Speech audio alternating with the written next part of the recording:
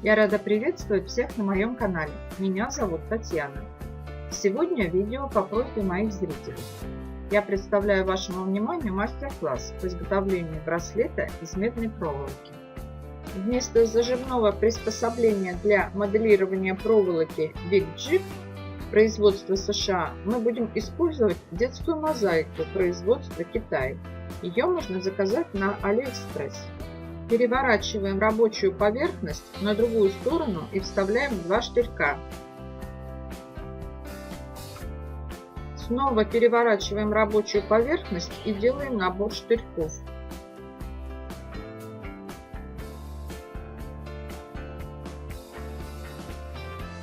Снова переворачиваем рабочую поверхность и делаем набор штырьков.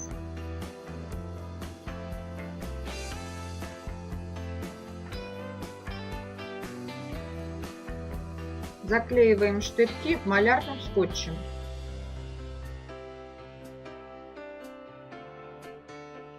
Переворачиваем на другую сторону. Диаметр большого штырька 8 мм. Диаметр отверстий на рабочей поверхности 3 мм. Для изготовления браслета используем медную проволоку от электропроводки с данной маркировкой. Нам понадобится около 100 см проволоки. Очищаем ее от оплетки. Будем использовать технику плетения от Владимира Дзюбы. Ссылка на его канал в YouTube в описании. Укладываем проволоку горизонтально между штырьками, оставляя конец 3 см, и начинаем обкручивать штырьки.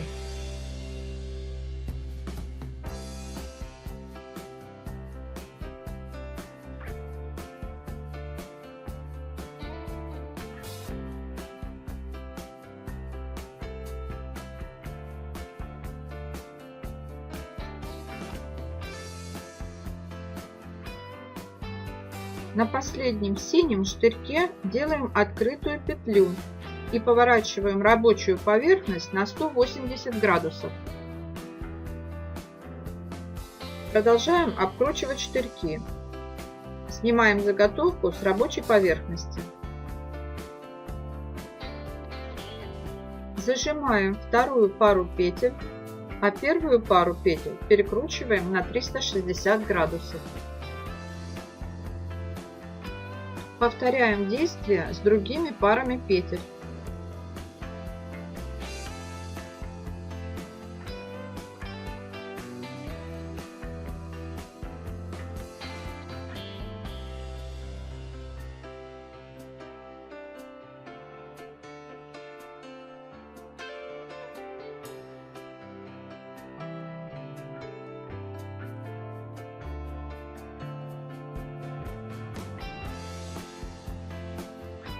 Открытую петлю поворачиваем на 180 градусов.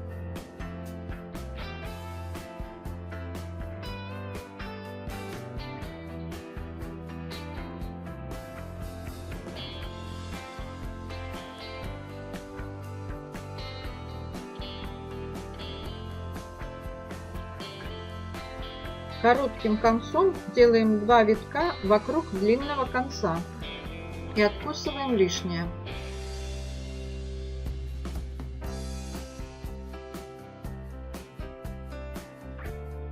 Нанизываем фурнитуру и декоративную бусину. Можно использовать кабошон.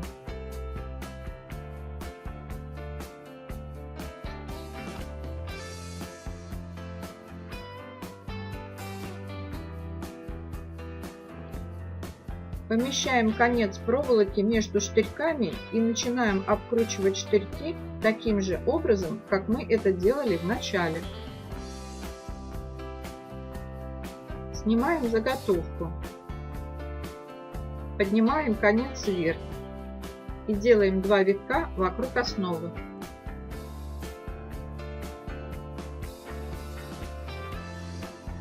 Откусываем лишнюю проволоку и перекручиваем петли.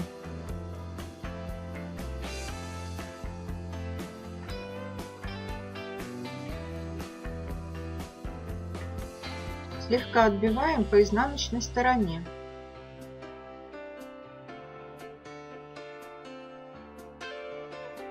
Сделаем крючок и удлинительную цепочку. Для этого отмеряем 4 отрезка проволоки по 3 см. Сворачиваем 4 восьмерки и делаем крючок.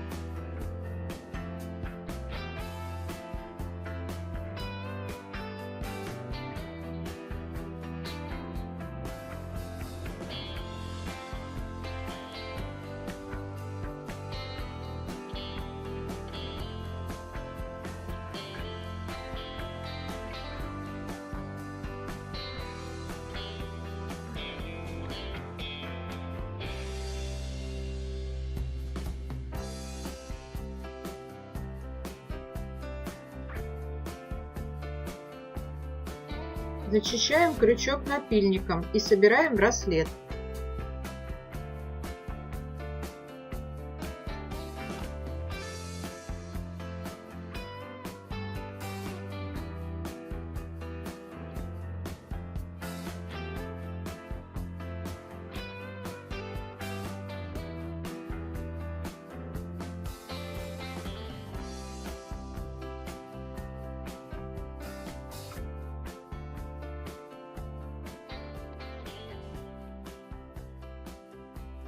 Делаем чернение любым удобным для вас способом. Как делать чернение серной мазью, смотрите подсказку. Царь Соломон использовал много меди для строительства храма. И послал царь Соломон и взял из Тира Хирама, сына одной вдовы, из колена Нефалимова. Отец его, тирянин, был медник. Он владел способностью, искусством и умением выделывать всякие вещи из меди. И пришел он к царю Соломону и производил у него всякие работы. И сделал он 2 медных столба, каждый 18 локтей вышиною. И снурок в 12 локтей обнимал окружность того и другого столба. И 2 венца, вылитых из меди, он сделал. Так сделал он столбы и 2 ряда гранатовых яблок вокруг сетки, и поставил столбы к притвору храма. И сделал литое из меди море. Оно стояло на 12 валах. 3 глядели к северу, 3 глядели к западу, 3 глядели к югу и 3 глядели к востоку. Море лежало на них, и зады их обращены были внутрь под него.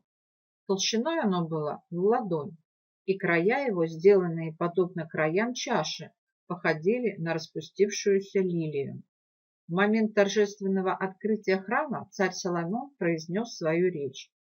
Господь сказал, что Он благоволит обитать во мгле, а я построил дом в жилище тебе, место для вечного твоего пребывания. Соломон был уверен, что Бог будет пребывать в этом храме вечно. Со временем люди стали поклоняться не Богу, а храму как идолу, и в дальнейшем храм был разрушен. Апостол Павел задает вопрос, какая совместность храма Божия с идолами? Ибо вы храм Бога живого. Как сказал Бог, вселюсь в них и буду ходить в них, и буду их Богом, и они будут моим народом. Не знаете ли, что тела ваши – суть храм живущего в вас Святого Духа, которого вы имеете от Бога, и вы не свои, ибо вы куплены дорогою ценою. Посему прославляйте Бога и в телах ваших, и в душах ваших, которые суть Божия. Я с вами на этом прощаюсь. До новых встреч, друзья!